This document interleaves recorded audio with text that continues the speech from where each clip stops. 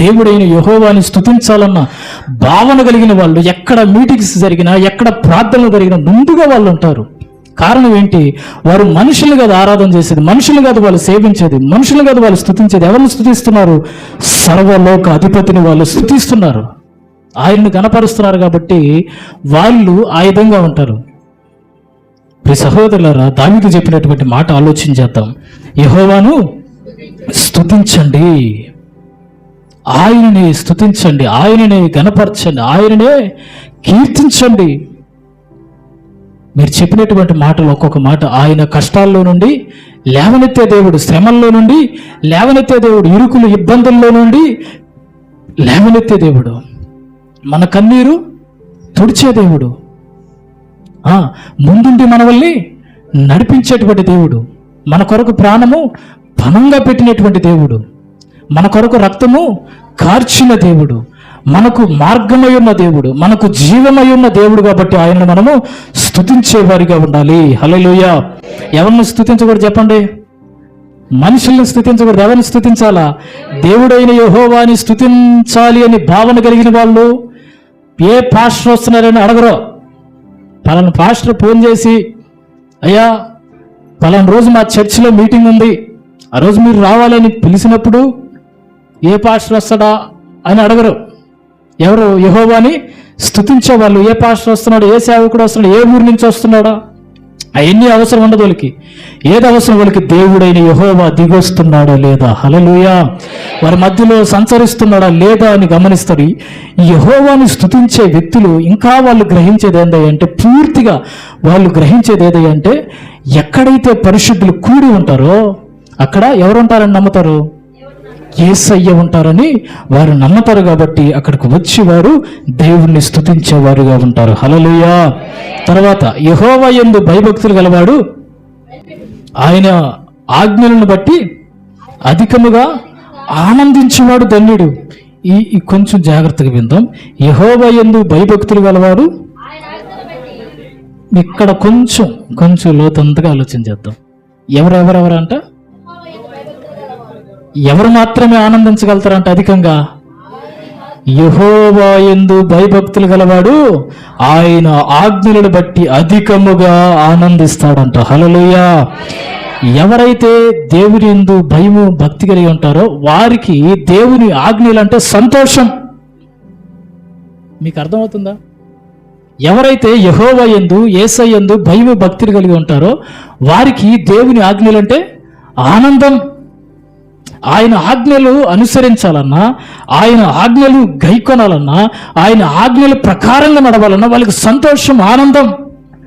దేవుని ఆజ్ఞలు అంటేనే దుఃఖపడతారు చూసావా? దేవుని ఆజ్ఞలు అంటేనే సనుక్కుంటారు చూసావా? దేవుని ఆజ్ఞలు అంటేనే మచ్చరపడతారు చూసావా? వీళ్ళెవరు? దేవుని యందు భయము భక్తి లేని వాళ్ళు. దేవుని ఆజ్ఞలను బట్టి అధికంగా ఏం చేయరంట? వాళ్ళు సంతోషించరు. అధికంగా ఇంకేదైనా చేస్తారా అంటే ఏం చేస్తారు? జనం భయము భక్తి లేని వాళ్ళు ఏం చేస్తారు? దుఃఖపడతారు. దేవుని ఆజ్ఞలు గైకొనాలంటే బాధ, లోపల కష్టం, దుఃఖం. అల్లరితో కూడిన ఆటపాటలు చూడబాకన్నాడు. మేము ఎట్ట చూడుకుంటా ఉంటాం ఈ సినిమాలు. ఈ ఆజ్ఞ మాకు దేవుడు ఇవ్వకపోతే ఏంటి? ఎన్ని సినిమాలు మిస్ అయిపోతున్నాయి. ప్రభాస్ సినిమా మిస్ అయిపోయింది, బాలకృష్ణ సినిమా మిస్ అయిపోయింది. షట్! మా దేవుడు ఆజ్ఞలు మాకు ఇవ్వకపోతే ఏవి? ప్రజలారా, ఈ వాక్యం ఉంటున్నటువంటి ప్రజలారా జాగ్రత్తగా వినండి. ఎవరైతే యెహోవా యందు భయభక్తులు కలిగి ఉంటారో వారు దేవుని ఆజ్ఞలు బట్టి అధికంగా సంతోషిస్తారట. ఈ వాక్యం వింటున్నటువంటి మీరు దేవుని ఆజ్ఞలు బట్టి సంతోషిస్తున్నారా లేకపోతే దుఃఖపడుతున్నారా? సంతోషపడుతున్నటువంటి వ్యక్తులు యెహోవా యందు భయభక్తులు గలవారు. దుఃఖపడుతున్నటువంటి వ్యక్తులు యెహోవా యందు భయము భక్తి లేని వాళ్ళు ఏమంటారంటే, వాళ్ళు ఈ ఆజ్ఞ ఇవ్వకపోతే ఏమి? అల్లరితో కూడిన ఆటపాటలు చూడకూడదంట, అక్కడికి వెళ్ళకూడదంట. ఈయన ఏమి దేవుడు, ఈయన యేసు ప్రభు అని పలుకుతున్న వ్యక్తులు కూడా ఉన్నారా లేరా? ఉన్నారు. వ్యసన పడిపోతున్నారు లోపల, దుఃఖపడిపోతున్నారు లోపల. అయ్యో ఆనందం లేదు, సంతోషం లేదు. దేవుని ఆజ్ఞలు బట్టి ఆనందం లేదు, సంతోషం లేదు. ఏముంది లోపల? దుఃఖం, ఒకటి ఏడుపు. ఏదైనా కొత్త సినిమా రిలీజ్ అయితే చాలు ఏడుపు. ఎవరి మీద ఏడుపు? ఎవరి మీద ఏడుపు? దేవుని మీద ఏడుస్తున్నారు. దేవుడైన యెహోవా ఆయన చెప్పినటువంటి మాట, పరిశుద్ధాత్మ ద్వారా మనకు ఆయన దయచేసినటువంటి మాట, అల్లరితో కూడినటువంటి ఆటపాటల వద్దకు మీరు వెళ్ళొద్దు, వాటిని చూడొద్దు, వాటిని చెయ్యొద్దు. దేని యందు ఆనందించాలి? దేని యందు సంతోషపడాలంటే దేవుడిచ్చినటువంటి ఆజ్ఞలను బట్టి అధికముగా మనము సంతోషించదుము గాక. హల్లెలూయా. ఇంకా భయము భక్తిలో ఇంకా దేని మీద ఆనందిస్తారు చెప్పండి? ఇప్పుడు భయము భక్తికి మందిరానికి వెళ్దారా అని చెప్పామనుకోండి, లేని వాళ్ళకి వెళ్ళారా మందిరానికి, పలానా రోజు మీటింగ్ జరుగుతుంది, పలానా రోజు ప్రార్థన జరుగుతుంది, పలానా ఊళ్ళో మీటింగ్ జరుగుతుంది, వెళ్దారండి, బయలుదేరండి, వెళ్దారండి అని చెప్పాను అనుకో. ఓ అవునా, వెళ్దాం. ఇప్పుడు చెప్పాడు పాస్టర్, డేటా బుధవారం 1వ తేదీ. అమ్మా అవునా, వెళ్దామా? అయ్యో నా కార్డు ఛార్జీలు లేవన్నా, నాకు రావాలని ఆశ, మా కారు ఛార్జీలు పండ్లు పడలేదన్నా, అయ్యో వెళ్ళాలి ప్రార్థనకి అనేది ఎవరు? దేవుని యందు భయము భక్తి కలిగిన వాళ్ళు అంటారన్నమాట. ఎప్పుడైతే ప్రార్థన అని చెవుని వినబడుతుందో, ఈ పాస్టర్ వచ్చినాడు మంగళంపాడికి, కట్టే తిప్పుడు బైకులలో ఆటోలలో తిప్పుతానే ఉన్నాడు. అబ్బా ఈ పాస్టరా, ఎప్పుడు పోతాడు ఈ పాస్టర్? వృధాగా దేవుడు ఈయన పిలిచేసాడో. ఈ ప్రార్థనలకి ప్రయాణం చేయలేకపోతున్నావు, ఆ ఛార్జీలు లేకపోయా, పోయేదానికి ఆరోగ్యం లేకపోయా, పాకపోతే మళ్ళీ పాస్టర్ బాధపడతాడు. అందపై బాధ. సంతోషంగా బయలుదేరరు, ఆనందంగా బయలుదేరరు. ఎట బయలుదేరతారు? దుఃఖం, బాధ. ఆ ఇంట్లో నుంచి ఆ ఇంటికాడి నుంచి బయలుదేరేటప్పుడే బ్యాగ్ ఉంటే బాగుంది, ఎక్కడ ఉండదులే ఎక్కడ. అది ఏ బ్యాగ్? Ladies bag. మగవాళ్ళ బ్యాగ్ అయితే మగవాళ్ళ బ్యాగ్ ఎక్కడ తగిలించుకొని ఎడకో పోతున్నట్టు. ఓ రామపాదం, బస్సు గబాని వెళ్ళిపోద్దా? వస్తున్నాం బారు. బస్సు వెళ్ళేదాకా నత్తనడక. అర్థమవుతుందా? అదే పురుషుడైతే పా పిల్లకాయలు తీసుకోబా, బ్యాగ్ గుండు వెతుకపో, నేను ఎత్తుకురాను. రాయా ఆటో టైం అయిపోతుందా, లేకపోతే ఆ మందిరంలో టైం అయిపోతుంది, ఆరాధన టైం అయిపోతుంది, రాయా పాదం అని ఎంతసేపు తొండినా వెనక చూసి ముందు చూసి ఏమే వదలుతారా ఆయన? వదలదా. సరేపా పదం బా, ఏం చేస్తావా చేసి కన్నీళ్ళు దుడుచుకొని ఏం చేస్తావు, లాక్కొచ్చే ఎంత ఆడుకొట్టుకుని అని చెప్పేసి గమ్ముగా మందిరంలో కూర్చొని దేవుడిని స్తుతిస్తారా అంటే స్తుతించరు, ఆరాధన చేస్తారంటే ఆరాధన చేయరు, ప్రార్థన ఉండదు, ఏమీ ఉండదు. అర్థమవుతుందా? వీళ్ళు ఎవరయ్యా అంటే దేవుని యందు భయము భక్తి లేని వాళ్ళండి. వాళ్ళకి లేదు. దేవుని యందు భయము భక్తి కలిగిన వాళ్ళు కూడా ఇంకా ఏం చేస్తారయ్యా అంటే దేవుని వాక్యాన్ని శ్రద్ధగా వింటారు. హల్లెలూయా. వాళ్ళు ఆరాధన చేయకపోయినా, ప్రార్థన చేయకపోయినా వాక్యం వినాలని ఆశతో వస్తారు వాళ్ళు. హల్లెలూయా. ఎవరైతే వాక్యం వినాలని ఆశతో వస్తారో ఆ వాక్యం వారిని ప్రార్థించేటట్లు చేస్తుంది, ఆరాధన చేసేటట్లు చేస్తుంది. Praise Lord. హల్లెలూయా. దేని బట్టి మనం అధికంగా ఆనందించాలి? దేవుని ఆజ్ఞలను బట్టి మనం అధికంగా ఆనందించదుము గాక. వారే ధన్యులు.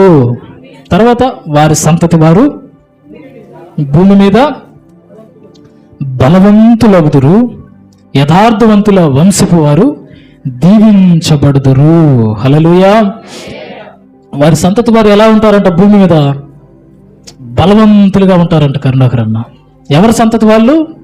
యెహోవాని స్తుతిస్తున్నటువంటి సంతతి వారు, యెహోవా యందు భయభక్తులు కలిగినటువంటి వారి సంతతి వారు. తర్వాత ఆయన ఆజ్ఞలను బట్టి అధికంగా ఆనందిస్తూ ఉంటారు. చూసావా? వారి సంతతి వారు ఎలా ఉంటారంట? భూమి మీద బలవంతులుగా ఉంటారంట. ఒక మాట చెప్తాను వినండి. యెహోవా యందు ఆనందించే వాళ్ళు నూతన బలము పొందుతారు. హల్లెలూయా. యెహోవా యందు సంతోషించే వాళ్ళు నూతన బలము పొందుతారు. ఆయన శక్తి చేత నింపబడతారు, ఆయన బలము చేత నింపబడతారు. ఆయన ఆజ్ఞలను బట్టి అధికముగా ఆనందించే వాళ్ళు ఎవరంట? ధన్యుడు. ప్రియ సహోదరులారా, ఈ మాట చెప్పడం మర్చిపోయాను. ఈ ఆజ్ఞలు, దేవుని యొక్క ఆజ్ఞలు మనం అనుసరించి ఆయన ఆజ్ఞల ప్రకారంగా అధికంగా ఆనందిస్తే మనకొచ్చేటువంటి లాభం ఏంటి? ఆహా, ఆయన మనకిచ్చినటువంటి ఆజ్ఞలు మనల్ని ఏం చేస్తాయి? వాటి వల్ల ఆనందిస్తే మనకేమన్నా లాభమా? వాటి వల్ల మనం సంతోషిస్తే మనకేమన్నా లాభమా? వాటిని మనం అనుసరించి గైకొని నడిస్తే మనకేమన్నా లాభమా? ఏం లాభం? ఏం లాభం చెప్పండి? ఏం లాభం లేదా? అయ్య బాబాయ్, మళ్ళీ ఇంకోసారి మైక్ని పంపించాలని చూడండి. యెహోవా ఆయన ఆజ్ఞలు బట్టి అధికంగా ఆనందించేవాడు ధన్యుడు కదా. ఆయన ఆజ్ఞలు బట్టి అధికంగా ఆనందిస్తే, ఆయన ఆజ్ఞలు గైకొంటే, ఆయన ఆజ్ఞల ప్రకారం నడుచుకుంటే మనకేం లాభం? ఇటుకు చదువుతాం, ఏం కలుగుతుంది? క్షేమము. ఆయన ఆజ్ఞల ప్రకారంగా మనం నడుచుకుంటే క్షేమంగా ఉంటాం. తర్వాత పరలోక రాజ్యము. హల్లెలూయా! పరలోక రాజ్యం అండి.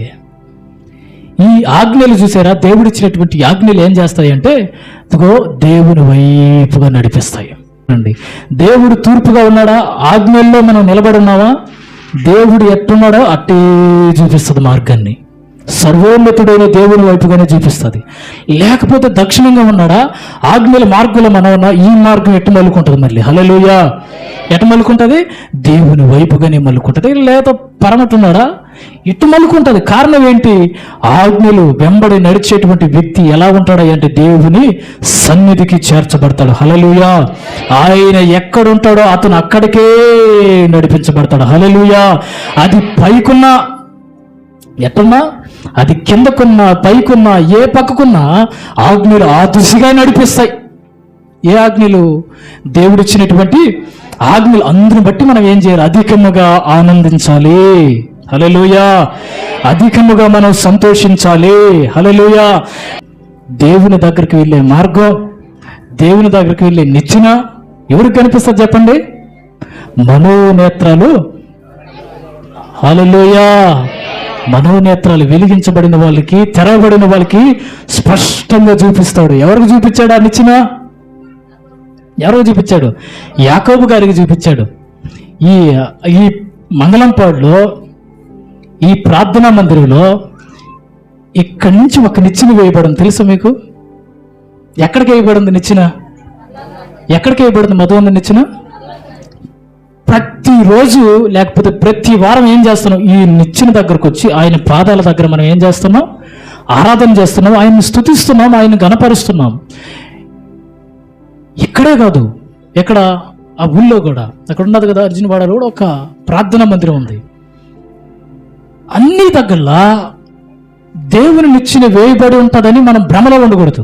ఇది కూడా కొంచెం జాగ్రత్తగా ఉండాలి. ఒక దగ్గర మందిరం కట్టబడింది, అక్కడ సేవకులు ఉన్నారు, విశ్వాసులు ఉన్నారు, అక్కడ ఖచ్చితంగా పరలోక రాజ్యానికి సంబంధించినటువంటి నిచ్చెన వేయబడి ఉంటుందంటే గుడ్డిగా నమ్మకూడదు. ఎక్కడ పడితే అక్కడ వేయబడుతుంది. అర్థమవుతుందా? ఎక్కడ పడితే అక్కడ వేయబడదు. దేవుడు చెప్పినటువంటి మాట ఏంటంటే, నా పేరు పెట్టబడినటువంటి మందిరంలో, నేను పరిశుద్ధపరిచినటువంటి మందిరంలో అక్కడి నుంచి నిచ్చెన వేయబడి ఉంటుంది. హల్లెలూయా! అనేకంగా ప్రపంచంలో ఎక్కువ మందిరాలు కట్టబడి ఉన్నాయి. ఆ మందిరాల్లో దేవుని నిచ్చెన ఉందా లేదా అనేది మనం గ్రహించేవారిగా ఉండాలి.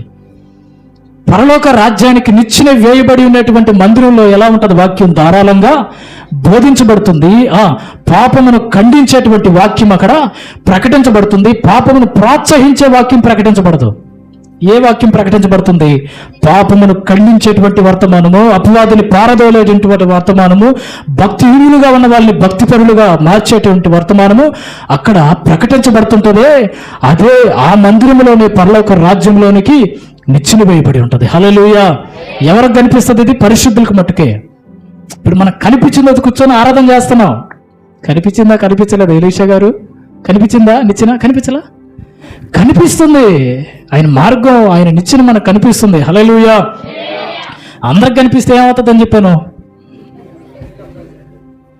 మనం దరిదాపులో కూడా రాని దేవుడి బిడ్డల్ని ఆగర్రా, యేసు ప్రభు బిడ్డల, అది వాళ్ళకి తెలియదు. యేసు ప్రభువే నిచ్చెన అని తెలియదు. అర్థమవుతుందా? మనల్ని అడిగి చేస్తారు. ఇప్పుడు ఇప్పుడు చూడు, ఆడ అనంతపురం జిల్లాలో ఒక వ్యాన్ని పగలగొట్టేశారు. సువార్త ప్రకటించేదానికి ఆ ఊర్లోకి వెళ్తున్నప్పుడు, ఆ గ్రామంలోకి వెళ్తున్నప్పుడు వ్యాన్ని పగలగొట్టేశారండి. అక్కడ ఉన్నటువంటి వారిని ఇబ్బంది పెట్టేశారు. ఆ విధంగా ఏం చేస్తారు, మన వాళ్ళు కూడా అడ్డగిచ్చేస్తారు. ఈ ఏసుప్రభు బట్లే ఎక్కకూడదు అని నిచ్చిన మీద మనమే ఎక్కేలా జరుగుతుందా? ఇది ఖచ్చితంగా జరుగుతుంది. నిచ్చిన కానీ కనబడితే వాడు చెప్పనా, ఆ నిచ్చిన కానీ కనబడింది అనుకో మనం అస్సలు ఎక్కలేం.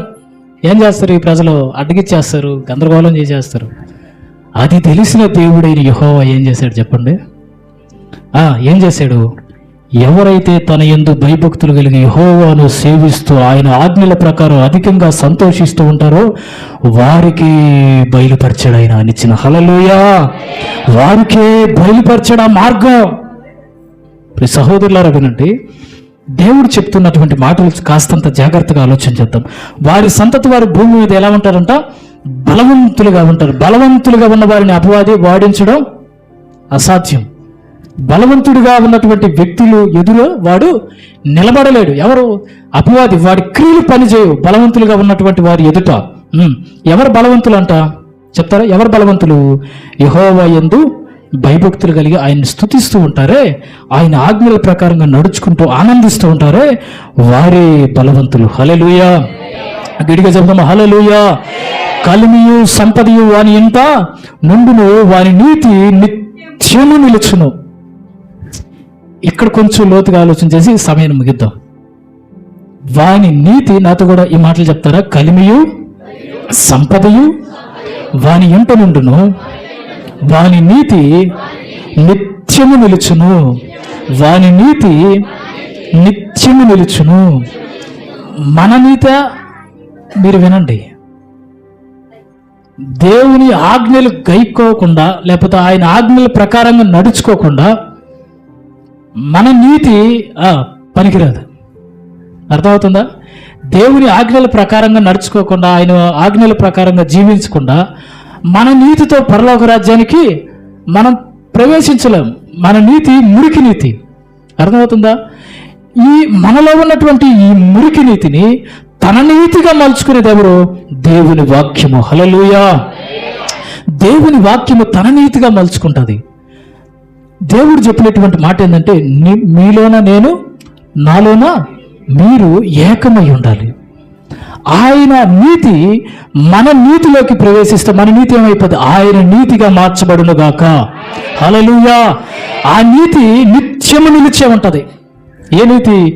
దేవునికి సంబంధించినటువంటి నీతి నిత్యము నిలుచుంటది. దేవునికి సంబంధించినటువంటి నీతి మనలోకి రావాలంటే కంపల్సరిగా మనం చేయాల్సినటువంటి ప్రాముఖ్యమైన పని ఆయన ఆజ్ఞల ప్రకారం మనము నడుచుకోవాలి. అధికముగా మనము ఆనందించే వారిగా ఉండాలి. హల్లెలూయా!